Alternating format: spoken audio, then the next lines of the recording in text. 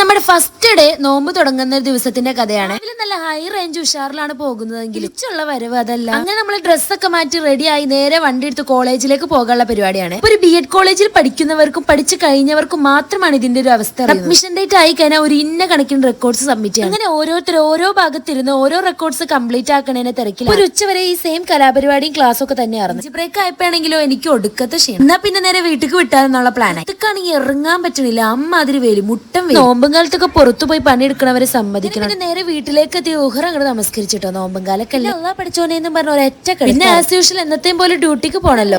താഴെ ചെന്നപ്പോ ഓഫീസിൽ പോയി നോമ്പ് തുറക്കാനുള്ള ഫുഡൊക്കെ ഉമ്മ എനിക്ക് പാക്ക് ചെയ്ത് തരാണ്. ഓഫീസിലെത്തി ഒരു 40 മിനിറ്റ് വർക്കിന് ശേഷം ബാങ്ക് കൊടുത്തു.